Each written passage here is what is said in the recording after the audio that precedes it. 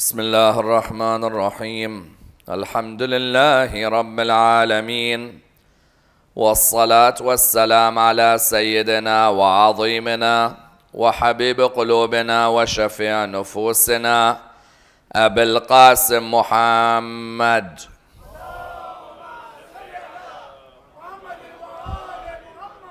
وعلى أهل بيته الطيبين الطاهرين وأصحابه الغر الميامين.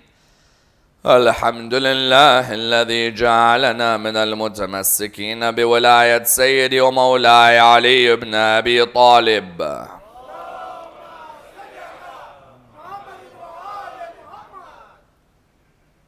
الحمد لله الذي هدانا لهذا وما كنا لنهتدي لولا أن هدانا الله. أما بعد، يقول الله في كتابه الكريم: بسم الله الرحمن الرحيم وإذ يمكر بك الذين كفروا ليثبتوك أو يقتلوك أو يخرجوك ويمكرون ويمكر الله والله خير الماكرين.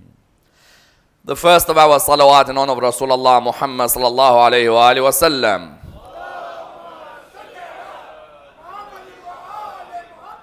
The second louder salawat in honor of Amir al-Mu'mineen Ali ibn Abi Talib.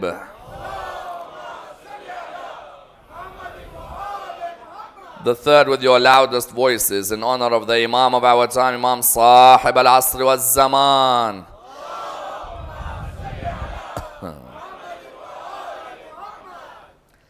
Respected scholars, brothers and sisters, Assalamu alaikum wa rahmatullahi wa barakatuh. The migration of the Prophet Muhammad, peace be upon him, and his family to Medina, known as the Hijrah, is one of the most important events in the history of the religion of Islam. An event which requires a thorough dissection, for it's an event from which many fundamental lessons may be learned and many important examples may be derived, each and every one of them applicable into our lives today. The hijrah of the Prophet is so important that the Muslim calendar is based on that particular event. You find now that whenever a person mentions any date in the Islamic calendar, they always put the words after hijrah next to that date. So for example, when someone talks, let's say, of an event like the Battle of Khaybar, they say the 7th year after hijrah. An event like the event of Mubahala, the 9th year after Hijrah. If you say the day of Ghadir, the 10th year after Hijrah. The death of the Prophet Muhammad, peace be upon him and his family, 11th year after Hijrah. So the Hijri calendar is based on the migration of the Prophet from where? From Mecca to Medina at the age of 53. 13 years the Prophet had spent in Mecca trying to bring the people towards the religion of Islam. Yet the only thing he met with the people was the arrogance of the people, the rudeness of the people. It's as if a community could not take that one of them had become or was becoming famous. This is something normal, yes. If you grow up in a certain area, people don't appreciate you as much as those who are outside of that area. If now someone grows up within a certain city, people cannot take when they become known. When they see the same person who they used to walk with and talk with and laugh with when they were a child, it's very difficult for them to appreciate when that person becomes known. Yes. Because these people used to see the Holy Prophet, peace be upon him, and his family when he was younger. They used to see him as an orphan boy. And now all of a sudden when he tells them that he's the Prophet of God, you find many of them could not take this, as in many of them were not accepting that Muhammad, who we knew since he was a child, is now saying that he's a prophet of God. When that happens in your life, you could do one of two things. Either you can complain about your community. The people don't appreciate me, the people don't recognize me, the people don't know how much I can give them. Or you can travel to Allah's vast land and go and serve elsewhere. This is a lesson which wasn't just in the life of the Prophet, peace be upon him and his family. Nabi Ibrahim was on a hijrah. Nabi Musa went on a hijrah. Every prophet of God, if they feel that A, their community is not appreciating them, Or B, there's another community that's showing that they want to appreciate them, then that person no doubt will go towards that community. Nabi Ibrahim moved from parts of Iraq. He used to live in Najaf for a certain time. Nabi Ibrahim lived in Palestine for a certain time. Nabi Ibrahim stayed in Mecca for a certain time.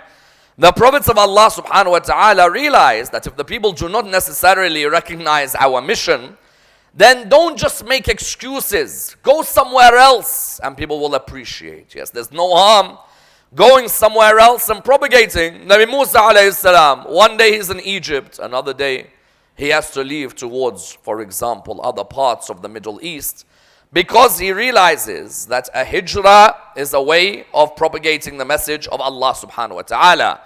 Therefore the Prophet, when he wasn't appreciated by his own, that was one reason in which he left his people, because his people were now attacking him. His people would not stop their abuse of him. And in the 13 years from the age of 40 till the age of 53 that he was in Mecca, you found that in those years there wasn't more than 160, 170 people who had become Muslim. How many? 160, 170. Not more. Therefore, if you're noticing that in your land, that you, the Prophet of God, are not able to spread the word, people aren't appreciating because of envy, jealousy, whatever, then what did he teach us? He taught us then go to other lands. Maybe other lands will be welcoming towards you. At the time, there was a piece of land by the name of Yathrib, which later got changed into Medina Nabi. Yes, at the time, it was known as Yathrib, and there were Arabs from two famous tribes, the Aus and the Khazraj. Yes. But the Jews were dominant in that area of Medina. Yes, the Jews, Banu Qurayza, Banu Nadir, Banu Qaynuqa, Fadak, Khaybar, the Jews who lived in these areas were very dominant in business and trade. And these Arabs, Aus and Khazraj, for years had many fights and many arguments. When these Arabs began to hear that there's a man in Mecca by the name of Muhammad sallallahu alayhi wa sallam, Allahumma salli ala Muhammad. When they heard that there's this man in Mecca with this name, they began to ask themselves, what's the story with this man? Yes, what's going on? What's happening? We hear there's a man who's causing tension in Mecca. At the beginning, anyone who's causing change, there's a lot of misconceptions around them. Yes. Until you meet the person, you realize that a lot of it was nonsense.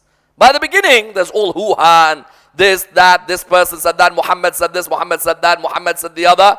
Then later, with these Medinians, what would they do? Hajj was happening every year. Not our Hajj. Rasulullah went on one Hajj, that's all.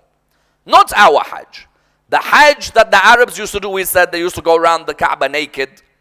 The Arabs used to throw the blood of an animal on the Kaaba. They used to sit and gossip and backbite in Hajj. They used to worship their idols in Hajj. The Arabs of Medina used to come to Mecca at Hajj time. At Hajj time, you would find that that would be the moment where everyone's meeting everyone. People in Medina, people in Mecca, what you guys doing these days? What's happening? How's everything? Where's the tribes? What's the polytheists saying? What's the Jews of Medina saying? Everyone used to intermingle. It was during the periods of those years just before Hijrah that a group of youth of Medina decided, let's meet Muhammad. Tonight, I'd like to examine what happened when those youths met Rasulullah. And how did they show the Prophet that if Mecca doesn't appreciate you, we the people of Medina cannot wait for you to come to us. And I'd like to examine this in the following stages. Number one, how did the Jews begin to help the Quraysh in debating the Prophet? Number two, when these 6 youths from Medina came on Hajj, what did they tell the Prophet? Number 3, why did he tell them to come back the following year? Number 4, what's the difference between the first pledge of Aqaba and the second pledge of Aqaba? And when the woman wanted to give bay'ah to Rasulullah, if they are not legal for him, then how can women touch the hand of Rasulullah? Number 5, when the Prophet said to them, I'll come to Medina, what were the conditions? Number 6, how did the Arabs begin to smell this and decided that they would kill the Prophet. Number 7, what happened on the night that they wanted to kill him. And number 8, what's the difference between the sacrifice of Ali ibn Abi Talib on the night of Hijrah in contrast to the sacrifices that others had given on that night? Let me examine this and inshallah examine the topic in complete depth. The Quraysh were in trouble because they felt that the Prophet Muhammad was also giving too many strong arguments back towards the people of the time. So the Quraysh used to seek the help of the Jewish community. The Jewish community said to them, listen, ask Muhammad 3 questions, he won't be able to answer them. And then you'll notice that this man is not a prophet of God. Now some of the people of Medina used to come towards Mecca and they used to sit in these discussions to listen what's going on. So the Quraysh came from the advice of the Jewish community and said to him, because the Jews had in their Torah, it was written, the Prophet of God would be able to answer any question you give him. Because if he's a prophet, God will reveal to him the answer. Yes? So the Arabs came, the people of Medina came, they were sitting, the Prophet was sitting there. This was towards the end of the Meccan period. And they came, they said, Muhammad, if you're a prophet of God, we're going to ask you 3 questions. Let's see if you can answer them. Some of these youths from Medina were sitting listening. Can he answer? Can't he answer? The first of the questions is, what is the ruh? The second question is that who was the man who went from the lands of the east and the west and traveled far? And the third question is that who were the youths who looked after their religion at a time of danger? Rasulullah said, I'll get back to you. They said, look, he says he's get back to us, means that he doesn't know the answer. Of course, the Holy Prophet waits for revelation from Allah. Yes, he doesn't speak. وَمَا يَنْطِقُ عَنِ الْهَوَىٰ إِنْ هُوَ إِلَّا وَحْيٌ يُوحَىٰ. He doesn't speak of his own will. He speaks of revelations of his Lord. When he came back to them with the answer, they asked him, what's the spirit? He said, the spirit, its knowledge is with Allah. I only know little of it. Yes, we only know little of the knowledge of the spirit. In terms of who was the man who went east and west, it was Dhul Qarnayn. He gave them the answer, yes. In terms of who were the youths who slept, who were valiant youths who slept in a cave, who were they?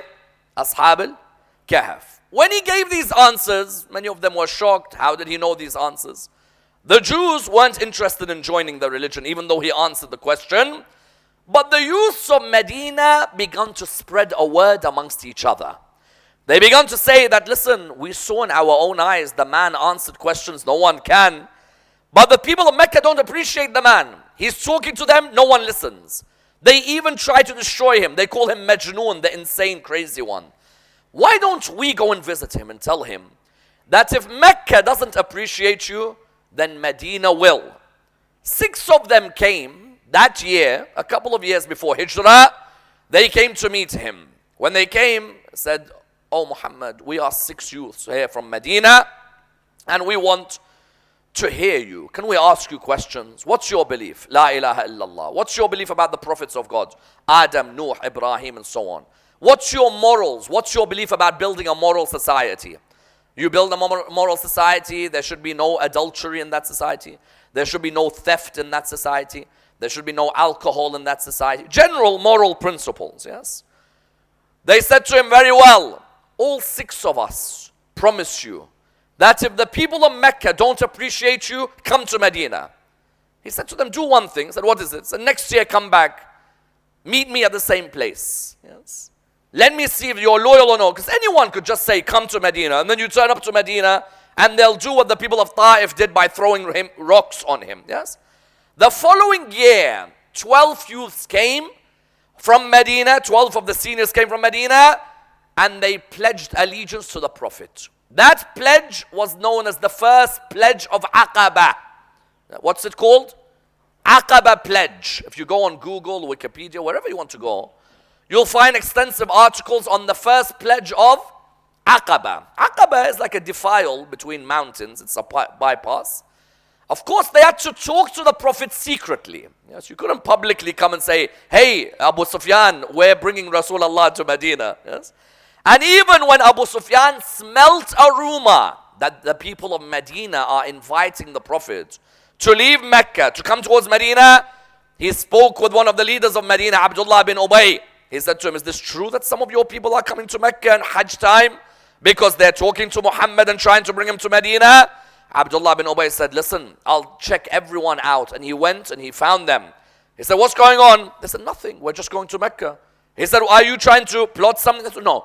We're going to Mecca. We're meeting the people of Mecca. We're talking with them. Of course, they're not lying. They're coming to Mecca. They're talking to Rasulullah. The following year, Rasulullah said to them, are you people really wanting me to come? They said, yes. He said, you know what my laws are? They said, we do. But we need some help from you, Ya Rasulullah. Yes. They said to them, very well, come back the next year. Because again, this time there's 12 of you. Previously there's 6 of you. Show me a few more of you and I will come towards Medina. The following year was the second pledge of Aqaba. The first pledge of Aqaba, then the second pledge of Aqaba. The second pledge, 72 men and 2 women. Yes. 72 men came from Medina and 2 women came from Medina. These 2 women, you will find that they came together and they gave a pledge to Rasulullah. Someone says, how did a woman give a pledge to Rasulullah? Isn't it haram for Rasulullah's hands to touch the hands of a woman who's not mahram to him? The reply is that, in one opinion, they pledged to him without touching the hands. Another opinion, no. That Rasulullah put his hand in some water. They put their hand in water. And that was seen as a pledge. Yes, there's no touch. But they both put their hands in the water. But that was called what? The second pledge of Aqaba. The people of Medina said to him, Ya Rasulullah, have we now proved to you that we're ready to be with you? Abbas, the uncle of the Prophet, said to them, wait 1 second. We have defended him for 13 years against the aristocrats of Quraysh. Are you people of Medina ready? They said, listen, we the Aus and the Khazraj have been fighting each other forever. We've been killing each other stupidly. And we hear the Jews say that there's a Messiah to come in their books. And we believe that that Messiah is Muhammad sallallahu alayhi wa sallam. Allahumma salli ala Muhammad wa ala Muhammad. Therefore, when we've come all this way, our blood is his blood. Our swords are for him. If Mecca doesn't appreciate him, we will appreciate him. We will be there with him. And truly the Ansar of Medina left a legacy behind in Islam, which was the most wonderful legacy. Yes? The help that they gave Rasulullah, the Prophet said to them, do you know how I want my state established? They said to him, go ahead, Ya Rasulullah. He said that you will worship Allah and not put partners to Allah anymore. There's no shirk happening. They said, no shirk. You won't bury your daughters alive. No more burying daughters alive. You will not drink no more alcohol. No theft, no theft. Justice, justice. He said to them, very well, then I will come with you and I will help you and I will support you. They said to him, Ya Rasulullah, but we need one thing from you. He said, what? We need one of your companions to come to Medina to teach the people about what your message is, about what the Quran is, about what Islam is. Send us one of your companions, just one. The Prophet said to them, very well. He sent them a companion, a youth, the like of which you will hardly see in the history of the religion of Islam. Mus'ab bin Umair. Yes? Mus'ab bin Umair was a youth of the purest structure that you'll ever find. You know Mus'ab bin Umair, his parents were amongst the top 5 wealthiest parents in Mecca. They used to drink money. Yes? Not eat money. They used to drink it. They were so wealthy. Whatever house you want, they had. Camels, they had. Everything they had. You know, he used to have perfume, a particular type of perfume, which was given to him only. His mom would make sure he's the only one who has that smell on him. And you know how much the Arabs love the anbar, and they love all the smells and the atar and antar. You would find that he used to have the best perfume. His mom would get him clothes which nobody else could wear when he was a child. This boy was the most spoiled boy. When he met Rasulullah sallallahu alaihi, he fell in love with Rasulullah's teachings. And he would secretly come to see Rasulullah as a young boy. And his mom would be asking, where are you? He said, I'm just going out. Are you sure you don't want me to bring the best food, the best clothes, the best perfume? No, I'm okay, I'm okay. The richest boy in Mecca went towards a man who had nothing. But he had the akhlaq of Muhammad sallallahu alaihi wasallam. That's what he found. He found the akhlaq, he found the message. He used to go in the house of Arqam bin Arqam. Remember we discussed when they used to secretly gather in the house. He used to go to the house quietly until one day Uthman bin Talha told his parents, have you seen where Mus'ab's been going? They said to him, what do you mean? He said, Mus'ab has been going to visit Muhammad secretly. He's become a Muslim. When he got home that night, his mom said to him, Mus'ab, have you become a Muslim? He said to her, yes, mom, I have. She said to him, Mus'ab, I've given you everything. The best perfume, the best clothes. Anything you want in Mecca, I'll give you. What's wrong with you? He said to her, Mom, I found a man whose principles are the best principles. And a man whose dignity is the highest dignity. Mom, I appreciate what you've done for me. But don't you want to come on the path of Allah? You know what they did to him? They locked him in the house. They chained him up. They wouldn't let him leave the house as a torture against him. Until eventually he was able to be released. One opinion gives that he went to Africa and then came back. When he came back, Rasulullah said to him, Mus'ab, I want you to go as my ambassador. You know, Mus'ab was young. And that's why the Prophet made it clear. The youth should be at the forefront of the religion of Islam. Yes? How old was Ja'far al-Tayyar when he was the ambassador of the Holy Prophet, peace be upon him and his family? Yes? How old was he? In his 20s, yes. You have Mus'ab bin Umar, 20s. Ma'ad bin Jabal when he sent him to Yemen, 20s. Ali ibn Abi Talib on the night of Hijrah, 23 years of age. The Holy Prophet wanted the youth to be at the front of the religion of Islam, not at the back. Today, some mosques you find that there's hardly anyone under 30 in the committee of the mosque. Yes. Hardly anyone of the youths who's giving back from their time. If there's a lecture, they will come. But you tell him, teach in the madrasa, I'm busy. You tell him, for example, volunteer in the mosque, I'm busy. Look at the youth of Islam, Mus'ab bin Umar, Ali ibn Abi Talib, Ja'far al-Tayyar, in their youth dedicated to the religion of Islam. He sent Mus'ab bin Umar to where? To Medina. When he sent him to Medina, now Medina, there's already a group of people who have met Rasulullah. How many did we say came to meet him? 72, yes? They came to meet. Now there's still a group who haven't met, who don't know much about Islam, and who are stuck on their ways. Ya Allah, if you meet a community that's stuck on their traditional ways. It's impossible to get through some people's heads. Why? The Quran says that the Arabs used to always say, but our fathers did this. Therefore, how can we change it? And the Aus and the Khazraj were fighting each other. Many of them did not want any change to take place. Many of them weren't interested in change. Mus'ab came. Mus'ab taught us a number of things about tabligh. Number one, make sure that even when people are loud and rude against you, try and come back calmly against them. Yes. There are many who are loud. There are many who shout. Normally these people, you never get to meet them. They sit in their private groups, talk. Even if that person talks against you, just come back calmly. Say, listen, if you're right, then you're right. And if you're wrong, then you're wrong. Yes. At the end of the day, let's ask Allah to forgive you. Don't butt heads with the jahil. You're wasting your energy. You're wasting your time. Yes. Mus'ab bin Umar went to Medina. He knew, if I start butting heads with these people, nothing's going to change. If they shout at me, if they're rude at me, listen, none of us are free from being abused. This is a central principle he teaches, yes?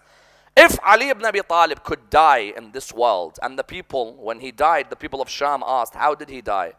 And someone said to them, he died in his salah. They said, Ali ibn Abi Talib prays?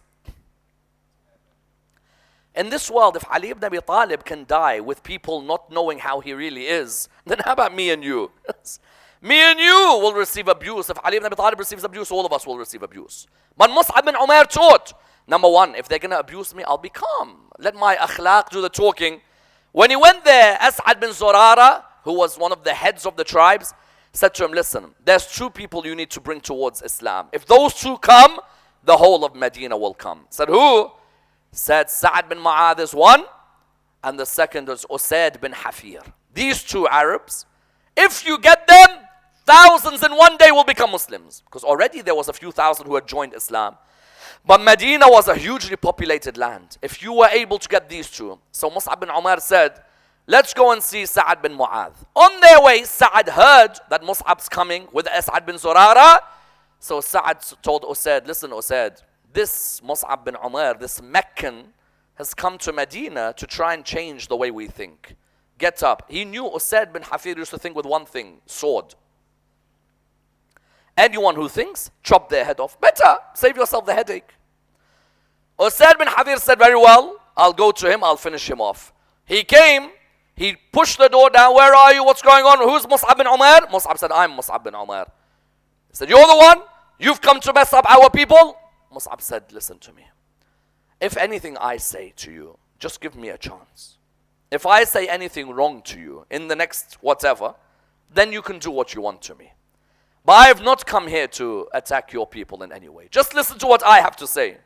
If you don't want to, at the end, accept me, I will go pack my bags and I'll go back to Mecca. Usaid is not used to someone replying calmly. Because an Arab, if you see the way they talk to each other on the phone, it's like someone's fighting each other, correct? Let alone when a person has come, he's like, yes, but I've come here because you've messed up. What are you doing? He said, listen, I'm sorry if I offended you in any way. Please forgive me. I just have some things to say to you. Usaid sat down. He was transfixed by what Mus'ab bin Umair has to say. Yes, transfixed. He's never heard words so beautiful of the Quran. Never heard principles like this being taught so nicely. So Usaid at that moment turned around. He went back. He said, okay, leave this with me. He went back to Sa'ad bin Mu'adh. He said, Sa'ad, listen. You might have to just go and sort out what's happening with As'ad bin Zurara and Mus'ab bin Umair. At that moment, Sa'ad was like, hold on, Usaid, I've never seen you talk so calmly to me in your life. Normally when you talk, you just want to start a fight. He said, just go and check. I think there's a problem there. Sa'ad went. They sat with Mus'ab bin Umair. They sat with As'ad bin Zurara. And he realized that, you know what? The words of Muhammad are the most wonderful words. And the words of Allah are the words that touch the heart. He turned round towards the Aus and he said to them that, oh people, we for years have fought with the Khazraj. And for years we've been killing each other for no reason. And we are the ones steeped the most in ignorance. Isn't it time that we come out of this Jahiliyyah and we follow the Prophet of Mus'ab known as Muhammad sallallahu alayhi wa sallam? Yes? Allahumma salli ala Muhammad. On that occasion, 10,000 people of Medina became Muslim because Usaid and Sa'ad became Muslim. Yes? Because Usaid and Sa'ad were the most powerful people in Medina. The moment they became Muslim, they said to them, have you known us to ever lie to you guys? We are becoming Muslim. La ilaha illallah. Muhammad Rasulullah. All of us have joined Islam. They all began to join the religion of Islam. Yes? Because of that boy Mus'ab bin Umair, and I tell you that boy Mus'ab bin Umair's dedication to Islam in Badr, one of the strongest people alongside Rasulullah, Ali ibn Abi Talib, Hamza on the day of Badr. In Uhud, he was killed. Yes, he died as a shaheed on the day of Uhud. And he's a wonderful example. Why? Because that boy had the whole of dunya in his hands, but he went searching for akhirah. Yes. The whole of dunya was in his hands. He was the richest boy in Mecca. Doesn't need to be religious. And you know, sometimes the youth, they have it in their head that I have got everything. Why do I need to be religious? I'll be religious when I grow up and I need to do tawbah. I'll do hajj at the end of my life. When you look at Mus'ab bin Umair, he embodied what Rasulullah said. Make use of your youth before your old age. Yes? When in your youth, you're able to practice your religion. You're strong enough to go on hajj. Listen, hajj for a 55, 60-year-old can be a nightmare. Yes? But when you go to hajj at the age of 20, 25, you'll be able to do Mina and Muzdalifah and Arafah with good fitness. Even Ziyarat al-Hussein, Ziyarat al-Arba'in, you'll find, subhanallah, that someone can go. When you have that youth, you have that vigor, you can walk from Najaf to Karbala. Not to say that there aren't people who are elders who have done it. I've seen someone over 80 who walked faster than me. Yes. Who went because of the love of Abu Abdullah. But when you're in your youth, don't misuse those days of youth. Make use of your youth. Make use of your strength. So here, Medina were now Muslims. Many people were Muslims, but they were waiting. When's the right time for Rasulullah to come? When was it? The Meccans actually helped it happen. How?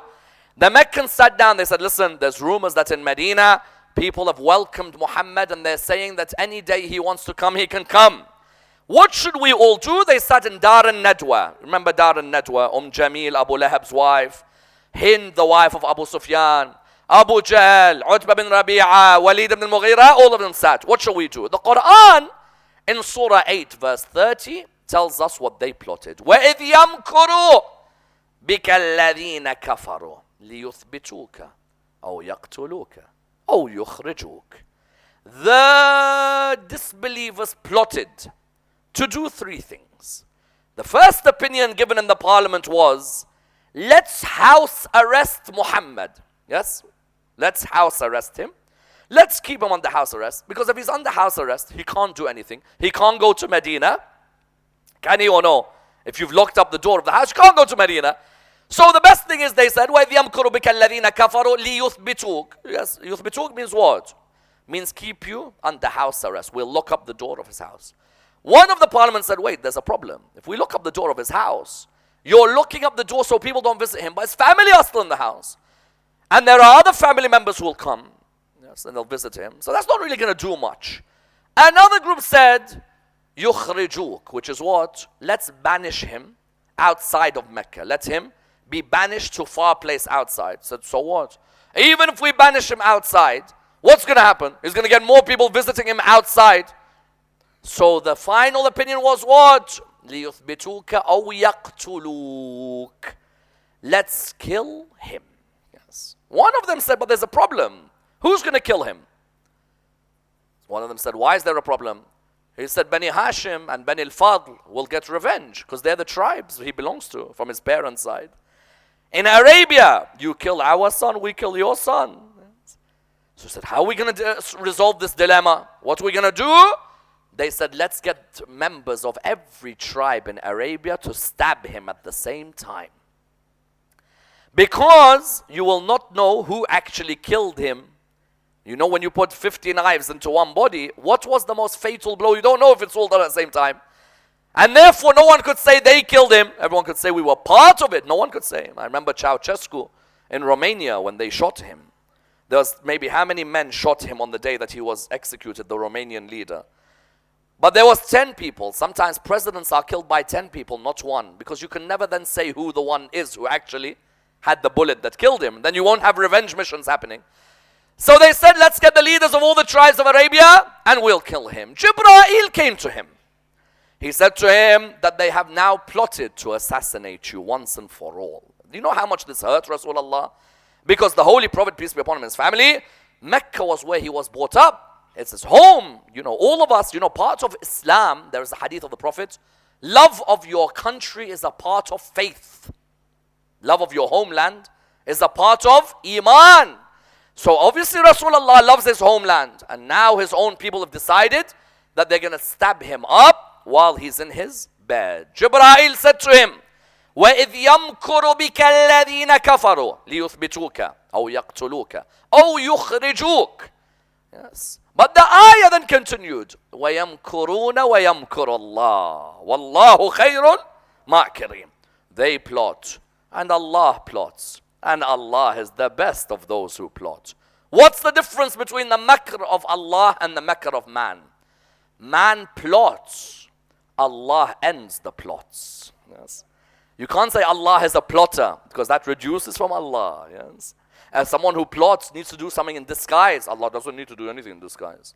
Allah subhanahu wa ta'ala, 1 minute he can end this earth right now. Yes. But when the Quran said, وَيَمْكُرُونَ وَيَمْكُرُ اللَّهِ, it's Bab al-Muqabala, yes.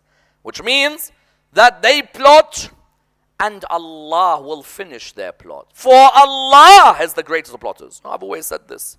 That any time you're attacked, anyone attacks you in the community, anyone attacks you in the society, let them plot and let you plot. Allah is the greatest of those who plots and will finish them off. Yes?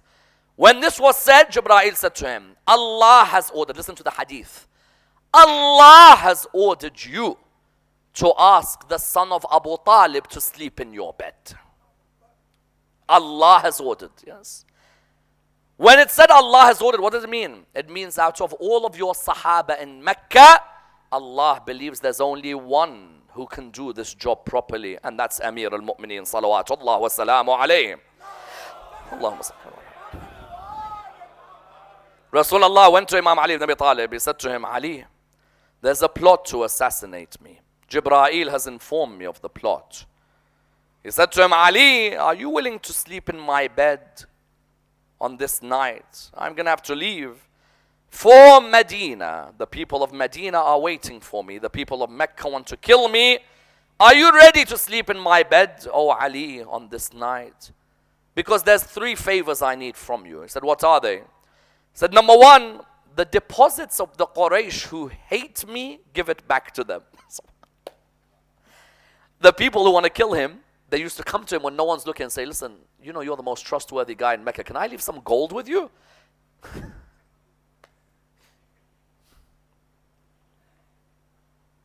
This is man. The people would come to him and say, listen, my wife's gold. In those days, you don't have a bank. Everyone's going to a bank and leaving. Or there's no safe. Listen, Mohammad, we don't get on with each other. But my wife's gold, I don't know where to put it.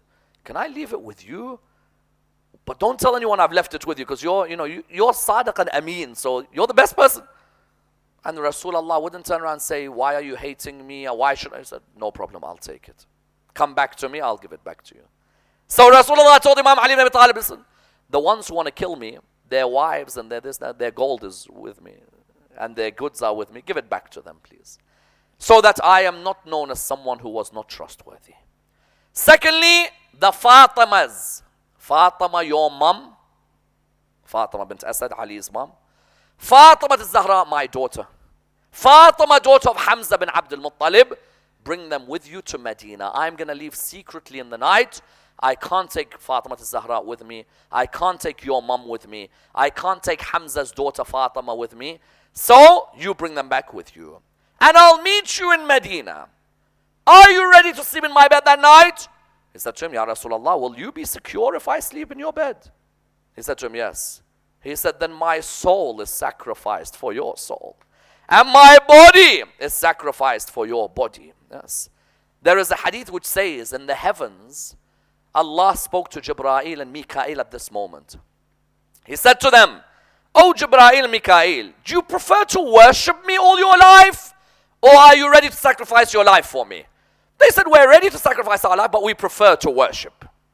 He said, go down and protect the son of Abu Talib. For there's a youth there who's willing to sacrifice his life for his Lord and his Prophet right now. Yes? Imam Ali ibn Abi Talib that night went, slept in the bed of Rasulullah. Rasulullah, they plotted that they're all going to stand outside the house. So if he tries to run away, they'll kill him. You plot and Allah plots. وَجَعَلْنَا مِنْ بَيْنِ أَيْدِيهِمْ سَدًّا وَمِنْ خَلْفِهِمْ سَدًّا فَأَغْشَيْنَاهُمْ فَهُمْ لَا يَبْصِرُونَ. We created a barrier before them and a barrier in front of them that they were blinded, they could not see. صُمٌّ بُكْمٌ عُمْيٌ. There's no way if Allah wants to blind you, you won't see. Rasulullah left that night and he left. And many of the narrations indicate that Abu Bakr went with him. I must admit, while I have read narrations that say that Allah ordered Rasulullah to put Ali in his place, I never have read a narration which says that Allah ordered the Prophet to go and ask Abu Bakr to accompany him in the journey. But the Quran mentions that there were 2 in the cave on the journey. Yes. In Surah 9, verse 40. إِلَّا تَنْصُرُوهُ فَقَدْ نَصَرَهُ اللَّهُ إِذْ أَخْرَجَهُ الَّذِينَ كَفَرُوا ثَانِي اثْنَيْنِ إِذْ هُمَا فِي الْغَارِ إِذْ يَقُولُ لِصَاحِبِهِ لَا تَحْزَنْ إِنَّ اللَّهَ مَعَنَا. Quran says, if you people cannot help him, then Allah helped him. When the disbelievers kicked him out of his area, and he was the second of the 2 who were in the cave. And he said to his companion, do not grieve. Allah is with us. Yes. لا تحزن إن الله معنا. That is, do not grieve. Why? Because when they were in the cave, they're obviously scared while they're in the cave. Yes. Look at the difference. Abu Bakr, how scared he is in the cave. And look at Ali in the bed of Rasulullah. It's a clear contrast. And how is it a clear contrast? The Quran says that the Prophet tells Abu Bakr, La tahzan. Don't grieve. God's with us. Why are you getting all scared? Because what happens is that naturally when they're in the cave, the Meccans are now chasing to look. They've asked the man to go and look for them. They were in the cave, they could hear the footsteps coming. You hear the footsteps? Either you have iman that this man's a prophet of God and Allah has already made the people blind, He'll make them blind again, or you have no iman, or you don't believe. Quran said, La tahzan. La tahzan, the imperative verb, do not grieve. If grief is a worship of Allah, then Rasulullah would not tell Abu Bakr to not grieve, unless the grief was disobedience. There is a bird which has laid, it's got a nest. There's a spider web. Who's going to think that these two are in there? You think a man sees a spider web on a cave, thinks there's two men inside? How would they be inside? How would a bird not have flown away? But that moment is a test of your iman. Do you agree? Because surely, if you're sitting there comfortably, you're like, listen, I don't care what happens. If I get killed, then I die as a shaheed. And if I don't get killed, then I'm next to Rasulullah. Correct? Would you grieve? Only a man whose iman is shaky, the Quran says, do not grieve. God's with us. Yes. Look at the contrast with the man in the bed of Rasulullah on the night of Hijrah. It's as if that man in the bed of Rasulullah on the night of Hijrah, the very meaning of yaqeen and iman were all encompassed in one human being. Yes. Because you've got 50 people, 40 people about to stab you. As soon as they remove that blanket, they're about to stab you. Not one hadith mentions that he was scared. Rather, as soon as they were about, the first person who was about to attack him, he held him. He said, now what the rest of you going to do? He said, where's Muhammad? He said, where is Muhammad? He is somewhere else right now. I'm here sitting. Which one of you wants to attack me? I'm here. There's 40 of you. Bismillah ar-Rahman ar-Rahim. Let's begin. What's 40 people to Ali ibn Abi Talib? What is it? What is it? Ali ibn Abi Talib. Someone asked the question, what's 40 to Ali ibn Abi Talib? Then why when Fatima was attacked did he do nothing? It's an interesting question. Because if Fatima was attacked and Ali is as brave as him, bravery isn't just the ability to use your sword haphazard. There are moments where sabr is the greatest sign of bravery. No doubt. Imam, no doubt, captured and held the man who attacked Fatima on the ground. In our books, it's clear. Because people say, why didn't he do anything? Of course he did. He grabbed him by his neck, he placed him on the ground, and said, if it wasn't for the Prophet telling me to be patient, I'd kill all of you now. And even when that same man said, I'll dig up every grave in Medina till I find Fatima's body, Imam said, if this much dust comes out of a grave, I'll cause a bloodbath in Medina.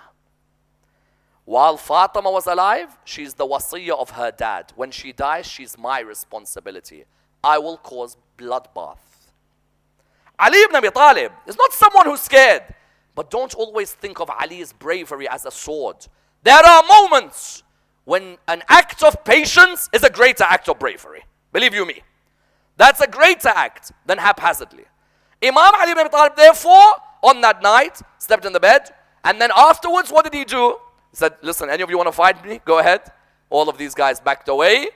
The next day, he went out into town. He went out into town. What's he got to do? His second responsibility. He's got to give the deposits back, hasn't he? Hanzala, the son of Abu Sufyan, was sitting with Umair bin Wa'il.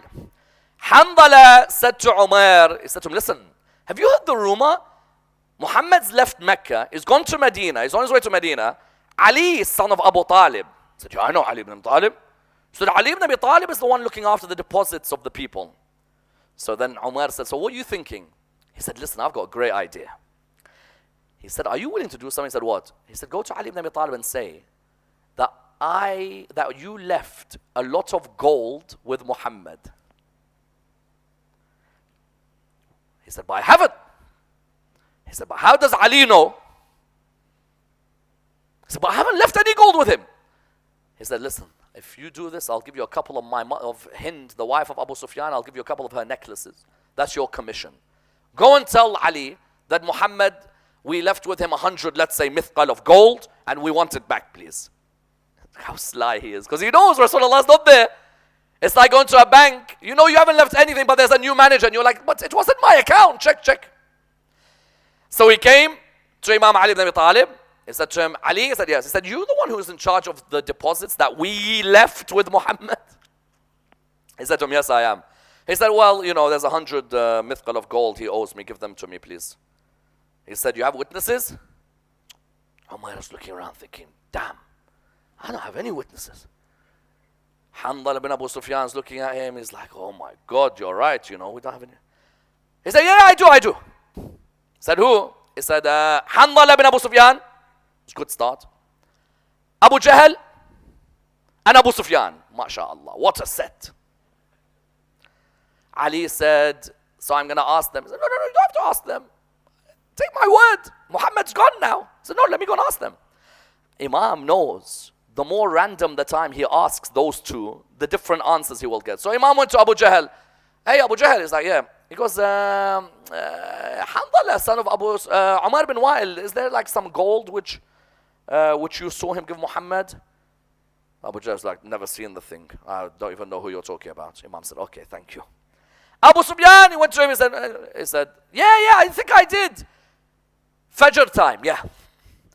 Went to Hanzala, did you see? He goes, yeah, I did. He said, when? He said, Maghrib, mashallah. Look at the three narrations, yeah. One said Maghrib, one said Fajr, the other didn't even know what's going on. Imam therefore said, listen. So the person said, listen, Ali, I'm sorry. Look, this guy, he was giving me commission, hints, necklaces. That's why I don't know this. Imam said, no problem.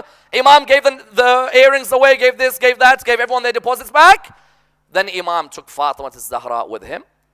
Fatima al-Zahra at that time was how old? 8. He took her. Imam was how old? He was 23 years of age at the time. And you found that he took with him as well. Who? He took with him Fatima, his mum, Fatima bint Asad. And then he took Fatima, the daughter of Hamza, and they left.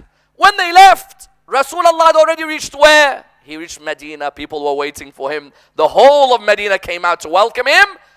But he said, I will not enjoy until Ali, son of Abu Talib, joins us. Do you know how many attacks Ali ibn Abi Talib faced on his journey to Medina? Just to protect those 3.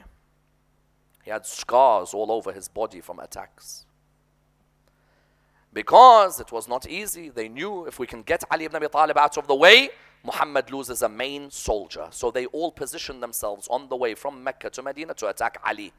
And attack Fatima, attack his mom. And he fought a battle that when he reached, he had blood all over him. Yes. Because you think Fatima al-Zahra loved Ali ibn Abi Talib. Why? Because it was an arranged marriage. She saw the man defend her when she was young. And from that day, she loved him. She saw his defense of the religion of Islam on that day. A question arises, what's greater? Being in the cave with Rasulullah or the day of Ghadir when the Prophet said, Man kuntu Mawla. What's greater? Because the ulama of Ahlul Sunnah say Abu Bakr is greater than Ali. Because Abu Bakr is mentioned in the Quran. I asked them where. Said in the incident of the cave. I said where? Said the second of the two. I said where? Said it's Abu Bakr. I said where? Said to me, it's in hadith. I said, why is it that whenever we read an ayah of the Quran, if the hadith says Abu Bakr, we all have to listen to it. But when an ayah of the Quran is about Ali, you don't want to accept any ayah revealed about Ali ibn Abi Talib. Yes? Abu Bakr, the moment you say cave, his name's not in the Quran. But they say that's Abu Bakr. But when the ayah about giving away giving away your ring in ruku', or the ayah about mubahala, or the ayah about Ghadir, no, not Ali ibn Abi Talib. Why? Anyway, so he said the cave is greater than Ghadir. Why? Because in the cave is in the Quran. Ghadir, man kuntu mawla, is hadith. This happened with who? This is how Shaykh al-Mufid got his name. Mufid means what in English? Mufid means useful. Useful. His name is not useful. His name is Muhammad bin Muhammad. Shaykh al-Mufid one day went to one of the ulama of Ahlul Sunnah, was sitting giving a lecture. The alim of Ahlul Sunnah while sitting was taking questions. Someone asked him, Maulana Sahab, what's greater in history? The event of the cave or the event of Ghadir? Maulana said the event of the cave, Abu Bakr with the Prophet in the cave, is in Surah 9 verse 40. Whereas the event of Ghadir, man kuntu mawla, is in hadith only. And the Quran is above hadith because that which is recognized is greater than that which is narrated. Said, yes. So I have a question. Said, yes, go ahead. He said, I want to ask you, if someone fights the Imam of their time, what do you say about them? He said, they're kafir. I said, you sure? He said, yeah. He said, anyone who fights the Khalifa of his time? I said, yes, if the Khalifa is a pious man, rightly guided from Allah, then they are not part of Islam anymore. He said, so when Talha and Zubair and Aisha fought Ali ibn Abi Talib at Jamal, what do you say about that? He said, yes, yes, you're right, you're right. But they fought him, but they asked for forgiveness later. And Imam Ali forgave them. Shaykh al-Mufid looked at him and he said, them fighting him in Jamal is a recognized event. Them asking for forgiveness is a narrated event. The recognized is always above the narrated. Yes? Same thing. If you're saying to me the recognized above the narrated, how about on this issue? The alim of Ahlul Sunnah said, hey, come here. What's your name? He said, Muhammad bin Muhammad. He said, no. From this day you're called Al-Mufid. Because you have given me knowledge which is useful to me now. Yes? In other words, you found that on that night, Imam Ali ibn Abi Talib's sacrifice would continue. They headed towards Medina, and a new chapter of Al-Muhammad began. Yes, because in Medina, that would become the beloved place for Ahlul Bayt alayhim as-salam. Yes. In that Medina, you'd find Ali and Fatima would get married in Medina. Their children would grow up in Medina. And you would find that nowhere was more beloved than Medina to Al-Muhammad. Yes, each one of them would adore Medina, especially those who were not able to go back to Medina or were far away from Medina. Yes, Imam al-Hasan died in Medina. Imam Zain al-Abidin in Medina. Imam al-Baqir in Medina. Imam al-Sadiq in Medina. Fatima al-Zahra in Medina. al-Banin in Medina. Rasulullah in Medina. But those who weren't able to return to Medina, they'd never forget Medina. And they'd never forget the years and the days of Medina. Musa al-Kadhim in prison would always remember Medina. Even when Imam Musa al-Kadhim's body lay on the ground on the bridge of Baghdad, the doctor said, does he have any relatives? And the reply was, all of them are in Medina. Yes? You found, for example, Imam al-Jawad, Imam al-Hadi, Imam al-Askari, their thoughts always, Medina. We wish we were in Medina next to our grandfather, Rasulullah. That's how beloved Medina was to Al-Muhammad. Especially Gharib al-Ghuraba, Imam al-Rida alayhi salam. While he was in Mashhad, his heart would always be in Medina. And that's why he would sit in the majalis and he'd tell the poets, read for me Masa'ib. Yes, I want to hear Medina. I want to hear Kufa. Tell me about Karbala. I want to hear about all of these. Why? Because those who are in Kufa are lucky to be buried there. Those who are buried in Medina are lucky to be buried there. Those in Karbala. And he would sit with the poets, and amongst them was Da'bal bin Ali al-Khuza'i. Da'bal would sit next to Imam al-Rida, and Imam al-Rida would say to him, Da'bal, remind me of the beloved of Al-Muhammad. Yes, remind me of all of them, one by one. And Da'bal would recite for him poetry, and the Imam would be in tears. But there was one poem where Imam al-Rida fainted in the middle of it. Wallahu Akbar. Now you, Al-Muhammad, I have heard that you cry in poems. I've never heard fainting in poems, yes? But there was one poem, أفاطم لو خلت الحسين مجدلا وقد مات عطشانا بشط فرات إذا للطمت الخد أفاطم عنده وأجريت دمع العين في الوجنات. Yes? What did Da'bal say? Oh Fatima, had you seen Hussein lying on the ground? Yes. And he died thirsty by the Furat. Fatima, you would have slapped your cheeks viciously. The moment he said Fatima, you would have slapped your cheeks viciously. At that moment, they said to him, Da'bal, stop. He said, why? He said, Ali ibn Musa has fainted. Ya Allah, I have heard of Imams of Ahlul Bayt cry. I have never heard fainting in Masa'ib. Fainting means went unconscious. So all of a sudden he fell on the ground. Take your hearts to Mashhad, those who remember Mashhad. Yes. Mashhad al-Rida. Ya Allah, in the name of every tear tonight, let that tear be a visit to Imam al-Rida alayhi salam. Yes? At that moment, they helped Imam al-Rida. He came back. He said, Da'bal, repeat that again. Let me hear the musibah again. He said to him, أفاطم لو خلت الحسين مجدلا وقد مات عطشانا بشط فرات إذا للطمت الخد أفاطمة عنده. The moment he heard this, they said, Da'bal, stop, stop. He said, why? They said, Imam has fallen again. What is this? What is this that causes them to fall again? You found now the final time. Imam said, Da'bal, recite for us. I beg you, recite for us again.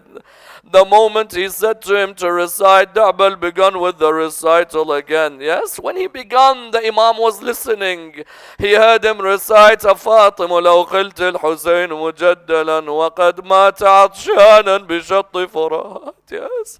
إذا للطمت الخد فاطمة عنده وأجريت دمع العين والوجنات. When he began reciting these lines, at the end he turned to the Imam. He said, oh Imam, I beg you, tell me, what of the lines that I recited meant that you fainted on the ground? Tell me why, tell me, I beg you, tell me. Imam al-Rida looked at him, he said to him, oh Da'bal, when you said Fatima, you would have slapped your cheeks, I saw my grandmother Fatima sitting in front of me. And I saw her slapping her cheeks while she listened to Masa'ib al-Hussein alayhi salam. Whenever there's a musibah for Abi Abdullah, his mother Zahra sits with the crowd of the Masa'ib. Yes? Now you find, I ask you this question, and I want to ask this to Bibi Fatima. How do you slap a cheek that's already been slapped before? Allahu Akbar. How do you slap a cheek that was slapped behind the door? Yes, that same cheek was slapped behind the door when she fell behind the door. Yes, and that's why Imam al-Rida alayhi salam, when he was passing away, there was only one man on his head. The poison was all over his body. He was on his mattress. He turned around to his companions. He said to them, I beg you, place my body on the ground. They said to him, Imam, but it's not comfortable on the ground. It's better for you to be on the mattress. He said to them, no, place my body on the ground. When they placed his body on the ground, all of a sudden a smile came on his face. But next to that smile, there were tears. They said to him, Imam, why on the ground? He said to them, I want to feel what Abu Abdullah felt when he lay on the ground on the 10th of Muharram. Yes. How can I lie on a mattress and the son of Rasulullah lies with no mattress under his body? One of the poets replied, Ya Imam, there was a mattress under his body, the mattress of the arrows of Umar bin Sa'ad's army. Inna lillahi wa inna alayhi raji'un. We pray to Allah subhanahu wa ta'ala to raise us with Muhammad and Al Muhammad. Raise us with the Imam of our time, Imam Sahib al-Asr wa Zaman. Allow us to be amongst his companions and those who follow his message. We pray to Allah subhanahu wa ta'ala the Surah Al-Fatiha. But before it, the loudest of your salawat.